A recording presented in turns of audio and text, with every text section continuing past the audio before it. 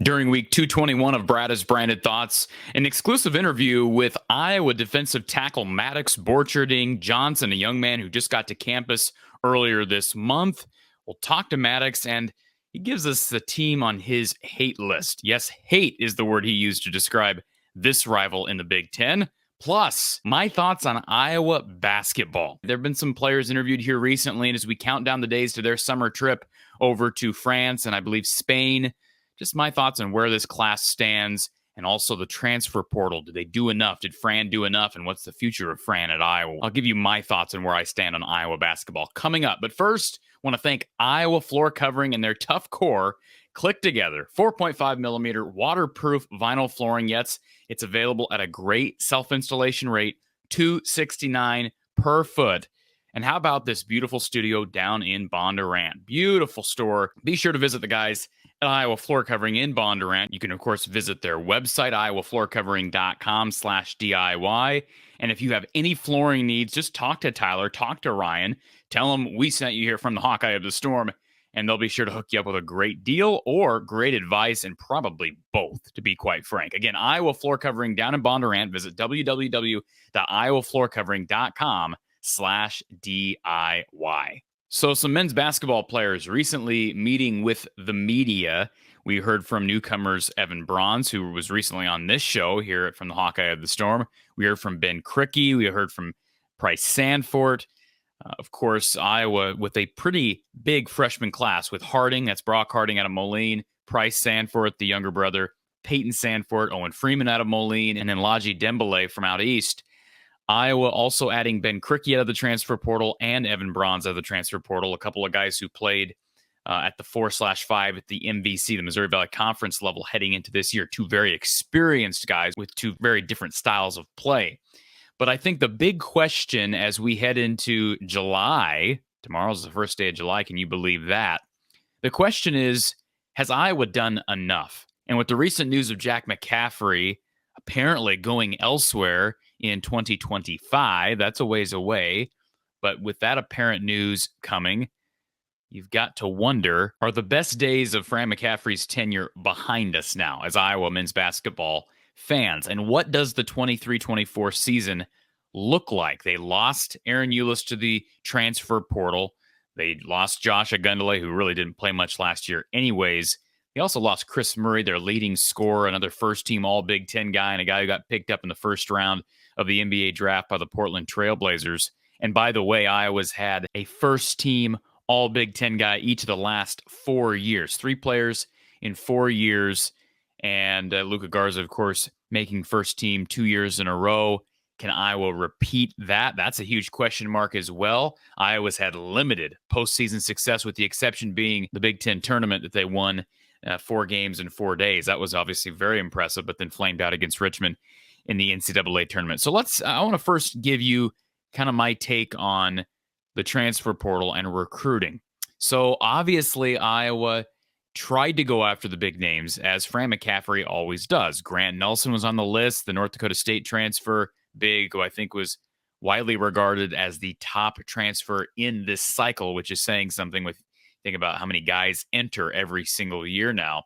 He just recently, just a couple days ago, committed to Alabama, and I don't know how long Iowa actually pursued him. I do know that Matt Gatens was heavily involved with his recruitment.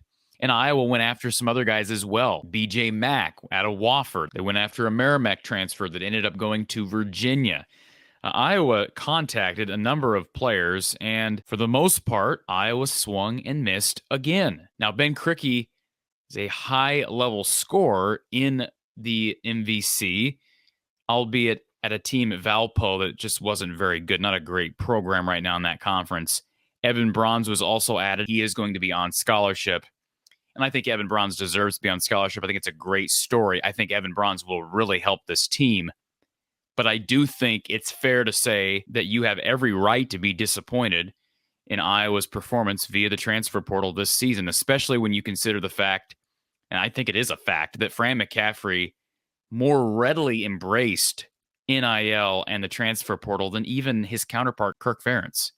So why has Kirk had more success in the transfer portal? Why has he been able to land big names like Caleb Brown, Cade McNamara?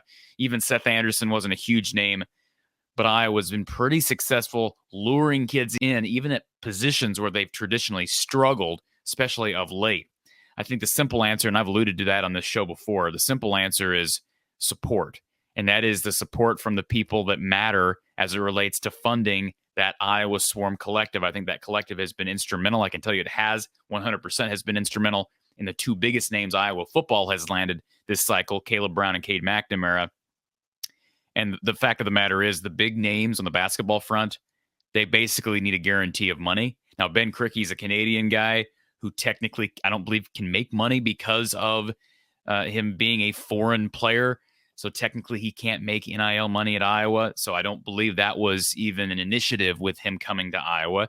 Evan Bronze did not come back home to Iowa City for NIL. So one could argue that NIL really had no effect, no positive effect whatsoever on Iowa's recruiting this summer, at least in the transfer portal. They've also missed on some high school guys, but we're talking about the portal specifically.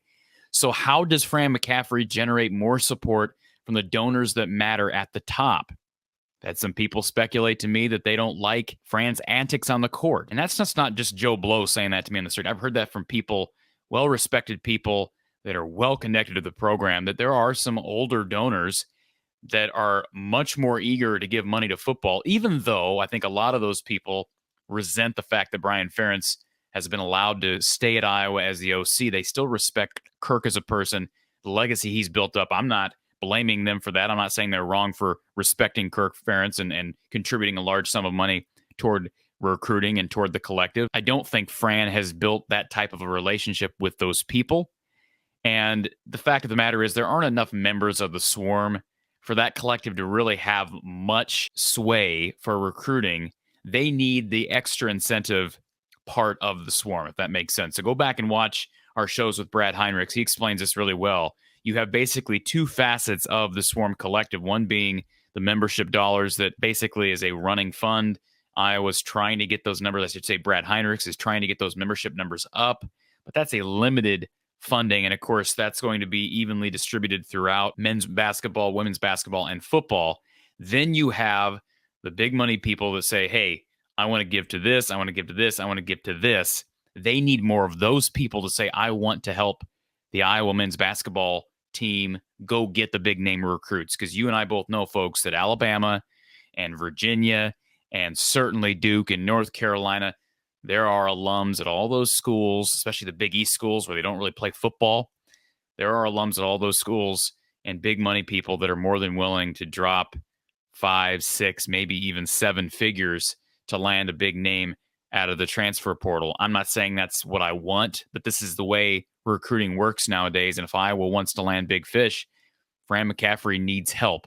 Now, by no means am I excusing Fran from that, because like I said earlier, some would argue that some of the big money people have not been endeared to Fran, and that's partially his fault. I'm not going to say one way or the other. Like the referee stare down in the Michigan State game this past season, the chair slam back against Michigan State how many years ago, the Wisconsin ejection, the UNI ejection, the Ohio State incident on the road where Connor got teed up, Fran got tossed, and he was caught on a hot mic basically calling an official bleeping cheater. Like that kind of stuff probably doesn't sit well with a lot of the older fans. I think it's fair to gather that based on the lack of success. Now, maybe we're reading into this a bit, but that's based on not just what I've seen in Iowa missing on guys in the portal, but also what I've heard from people who are in the know on these things.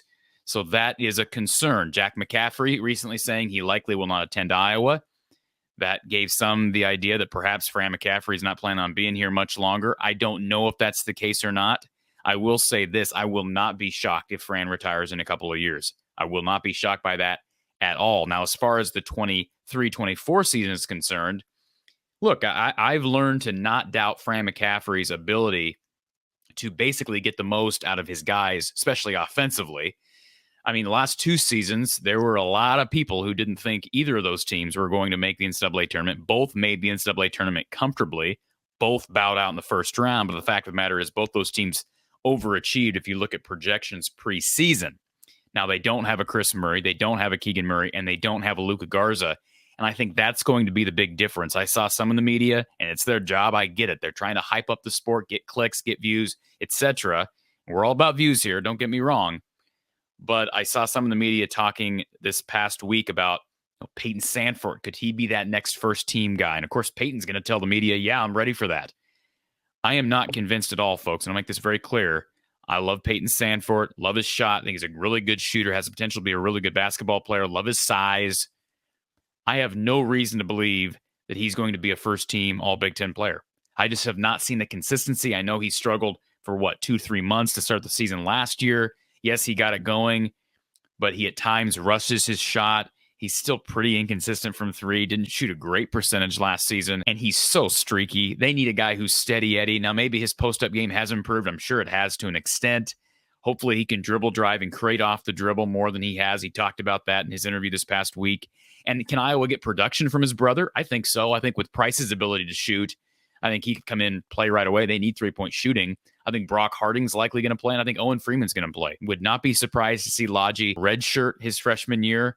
And then the question is what happens at guard with DeSante Bowen, Tony Perkins, and, of course, Brock Harding. Sounds like Tony's been working a lot at point recently, and I'll come out with a bold prediction. I hate to do this. I have one of those weird feelings that in a year we're going to hear DeSante Bowen's name end up in the transfer portal. I hope that's not the case, but here's a four-star kid coming from out east, far away from home. I'm guessing he really thought he was going to play more last year. Now Aaron Eulis leaves. Joe Toussaint had left last year already. And if DeSante doesn't end up being the starter this year, my guess is he's gone. That's just the era of the transfer portal. I'm not ripping the coaching staff. I'm not ripping DeSante Bowen. That's the reality of how these things work. I would not be shocked if Tony Perkins ends up coming back for an extra year and you have Tony and Brock Harding for a couple of seasons. Would not be surprised if that happens in the least. Now, can Iowa make the tournament with this roster? I think so. I think they can make the tournament, but I don't know that they have that type of a guy who could jump to being a first-team All-Big Ten player. There have been speculation about could Tony Perkins do that. I mean, consistency has been the issue with Peyton. Consistency has been the issue with Tony Perkins. His shot has been a problem at times. And now you're getting a lot of youth in there that has the potential to be streaky. I think consistency, I know that's an easy out or maybe an easy way to evaluate a team at this level, especially at the college level. But I think that's going to be the biggest storyline. They just got guys who have proven to be inconsistent, and they've got a number of unproven guys coming in, which usually is an indicator that those guys are also going to be inconsistent. So we'll just have to wait and see. I think some of the most important guys on this team, even though I know people are excited about Ben Krikke, I think Evan Bronze is going to be really important because I think there are going to be games this year where Iowa is going to have to win some slugfests, and his ability to bang down low, block shots, rebound the basketball at a high rate, that's going to be really crucial. Losing Philip Rebraca, Ben Krikke considered to be a below-average rebounder. I think Evan Bronze, his development and how much stock and trust is Fran McCaffery and his coaching staff willing to place on him. And yeah, Patrick McCaffrey's health, where he's at mentally, etc., how he plays is going to be a factor. They lose Connor McCaffrey and his leadership. So who ends up being the leader on this team? So many different storylines, but I just wanted to fill you in on where I stand with this team. I am disappointed in what Fran has done, or I should say what he hasn't done in the transfer portal. It's not a slight on Ben Krikke at all. I'm just giving you my honest evaluation. I expected more, but I also see now that maybe not as much support toward men's basketball as I thought from the powers that be, the money people that be. And, if this season ends up being a non-NCAA tournament season, I think it only heightens the concern or the hope from some people that Fran McCaffery will be gone in a year or two. I'm not making any predictions on that as of right now, but would not be surprised if that happens down the road and not long down the road. All right, folks, we've got an exclusive interview coming up with Iowa defensive tackle Maddox Borcharding-Johnson. The Norwalk native just got to Iowa City, settled in here earlier this month. We'll sit down with Maddox to talk about his decision to sign with Iowa, and he gives us some insight on a team he really doesn't like in the conference. That's coming up, but first, a word from our sponsor. Straight from the man cave, Kinnick Under the Kitchen, authentic, original player art prints are being drawn up for Hawkeye fans everywhere. From Under the Kitchen's Murray Legacy print, which features former Hawkeye Kenyon Murray, current Hawkeye Chris Murray, and current Sacramento King Keegan Murray, to football players Lucas Van Ness, Torrey Taylor, and Cooper DeJean, to wrestlers Tony Cassiope, Alex Marinelli, and Real Woods. Oh, and only one of the greatest athletes to ever compete at Iowa, Spencer Lee. There are so many options available, and they make great gifts. Visit Under the Kitchen on Facebook or at Under the Kitchen's new website. It's underthekitchen.square.site. That's underthekitchen.square.site. Check out Under the Kitchen today and get your authentic, original Hawkeye print. And the one and only Maddox Borcherding-Johnson. Maddox, first of all, everybody bringing the attire, the wardrobe, making it real today. Love the jacket. And first of all, before we get to anything, congratulations on signing. If anybody missed his signing, you can check it out. We broadcasted it live right here at the channel. How does it feel now, Maddox, to be officially signed on with the Iowa Hawkeyes? Feels great. Really excited to be part of the program. And this has been a long time coming. You've been locked in for a long time. You were one of the earlier guys. And you've been, as I said to Leighton Jones, as I said to Alex Moda, you've been one of those guys that's been a part of recruiting other players. All right. I know you guys have a big group chat, and I'm sure other prospects get brought up. What's it been like to kind of be a recruiter, kind of be a coach throughout the last couple of years?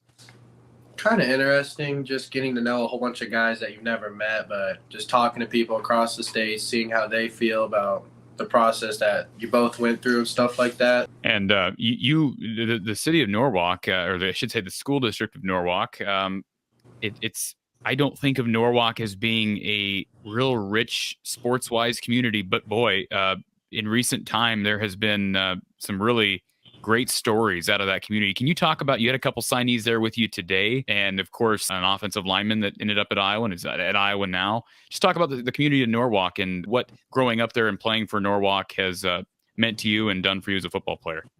We're a really close community, and we've been with each other throughout our whole lives, and just seeing all these guys that you were competing with as like a little pee-wee kid to seeing how they've grown and stuff, it's just been amazing. All these guys just push you through everything, and they're mostly multi-sport athletes. So you got a football buddy that's pushing you, and then you go straight into wrestling, and he's pushing you in wrestling. And it's just great to have kind of this competitive community that we live in. Do you have a nickname? Mad Dog. Mad. It's funny. Maybe Ryan knows this. He wanted to know, is your nickname Mad Dog? So he got it right. That's great. I got to ask you this. Do you stay in touch with Tyler Indris? No. Okay, he was a senior before I was in high school, so I never really got to know him. Okay. What's it been like growing up in Norwalk? What's the town like? I mean, obviously, I know you told me in your last interview, your mom has been a big part of your just forming you into who you are today, but the community obviously has an impact on that as well. What has the Norwalk community meant to you? They're very supportive. They always are looking out, reaching out to see how you're doing and stuff like that. And they don't always just care about the sports. They care about who you are as a person. They always just like to see you doing the right things and always making sure that your home life and stuff like that's good. So it's just a really close community, and we all get along and stuff like that. If anybody missed the interview on this channel with Maddox months ago, certainly check that out. I enjoyed talking to you then and enjoying it now. I want to know about your skill set. Remind everybody here who hasn't been able to watch you in person, maybe hasn't studied your tape. What do you bring at D tackle that Kelvin Bell liked and that Phil Parker liked? I'm an explosive guy and a wrestler, so I'm kind of flexible. I'm not stiff and sturdy, and I'm quite quick for how big I am. And I'm just a powerful guy that can really hold down the middle of the field, the center and stuff like that, because lots of the line comes from who's winning that battle up front, and I feel like he thinks I can win that battle more often than not. Brian says, do you prefer hitting or do you prefer pass rushing? That you have a preference as far as? I honestly prefer the run blocking, like being a run rushing kind of like that. I like getting those skirmishes where you kind of block up the passages for the running back. Pass rushing can be kind of sticky sometimes when you got two guys double teaming you, because I'm more in the middle of the nose and stuff, so it's kind of hard for me to get opened up to get to that quarterback. On the other hand, of stopping to run up the middle or something like that. And is there a guy in particular that you have emulated. I know Davion Nixon was a guy you mentioned to me in our last interview that you really liked watching growing up. But is there somebody on the current roster? I mean, Noah Shannon had a great year. Yeah, that's who I would probably say. Fantastic year. Anybody else, Maddox? I like YA. I really like watching him play. He's an aggressive guy, and he's kind of mean too. And I like how competitive he is in that middle and those nice pass deflections he gets and stuff like that. He's a chippy guy, and it's just. But like also, he was my. He was kind of like my guy that was walking around during my official visit, and he's kind of a down-to-earth guy too. So it's just kind of nice to see how he's such a nice person when you really talk to him, but on the football field, he's just a monster. So I kind of really like that dynamic. When I talked to him last August, he seemed kind of grumpy off the field. He's not like that off the field. My official visit, we're at his house playing Katana board game, and he's just a nice guy. Yeah. He has a cute little dog. But then when I watch him play, he's just he's a bully, I feel like. So it's just kind of crazy. Yeah, you can't teach that size. And I know he got hurt at some point this year, but wrestling, you are a avid wrestler. Yeah. And obviously, I mean, we've talked about some of the prospects, and Tyler Linderbaum's one that always gets brought up. But Tristan Wirfs is around. I mean, you go down the list. I mean, Iowa just targets guys who have wrestling backgrounds, and for good reason. What does your wrestling or your wrestling success, I should say, how does that translate over to the football field as a D lineman? Gets me a lot flexible. I see a lot of kids that play D line, but they're kind of stiff and they can't really move. It gave me a lot of mobility, and also keeps my hips loose and stuff like that, so I can bend and fold while I'm deep in there and win those leverage battles. Lots of leverage in wrestling, mostly at heavyweight, where you got these big guys trying to throw you. Leverage always wins, and that's kind of what Kelvin Bell preaches too on the D-line. Leverage always wins, so kind of helps me with my leverage and stuff like that. One thing that really impressed me, talking to different signees, Maddux, and recruits throughout the last year or two, one thing that always stands out is whenever a player makes a comment about a specific coach, it just stays with me. And one of our offensive linemen we just talked about George Barnett and how he's not a screamer or a yeller. He's just a down-to-earth guy. You made a comment about defensive line coach Kelvin Bell that stood out to me. You said he made you feel kind of like his son. I mean, he's just a down-to-earth guy. Mm-hmm. He's not just about football. He's a guy who I could assume walk up to you and put his arm around you. Talk about Kelvin Bell as a coach and as a person. What has impressed you about him? He doesn't sugarcoat anything. He just tells you straight how it is. He was telling me about how he only has 8 people in his room on a scholarship, and if you wait around trying to stack up offers and not go into the place you like, you're just wasting your time. Because I mean, if a couple guys commit, then you can lose your spot on the team, and he can't take you. So I thought that was kind of interesting. That was during a junior day. So instead of just kind of like trying to promote why you should play at Iowa, he's just telling me straight up like how football is. Like, you got to commit and how the recruitment game goes. And I just love all the things he's taught me so far. And for the record, I mean, I have heard nothing but good things from any of the D-line prospect. We're talking Aaron Graves. Remember having a conversation with him about Kelvin. Kate Crawford last year. He has said nothing but good things. So Iowa's got a good one in Kelvin Bell. I can be confident saying that. Ryan wants to know which rivalry game you're looking forward to playing in the most. Iowa State did recruit you. I would guess you would claim that you were under-recruited. Is that fair to say? I mean, that's being confident. You're a confident guy. Would you say you were under-recruited? Yeah, a little bit. So is there a rivalry in particular? I know 247 Sports says Iowa and Iowa State were the 2 schools that recruited and offered you. But is there a specific rivalry that you look forward to playing in? Nebraska. Hate Nebraska. Hate. That's a strong hate. Hate them. Why? I don't know. It's just, I never really liked the vibe. I remember I took a visit there one time, and it just kind of, they had weird coaches and stuff like that. And I feel like mean. They're not like football mean. They're just mean in general. And I just kind of feel like it'd be nice to just go out there and pop on one of these times. So just for the record, we're not going to name names, but you were recruited during the previous coaching tenure. That's accurate, right? Yeah. Obviously not the head coach now, Matt. Previous, yeah. But we all know what group we're talking about. Yeah. Great answer. By the way, everybody blowing up the chat. Love that answer. Dennis says he could see you at 295. What's your current weight? Where are you at right now? 280.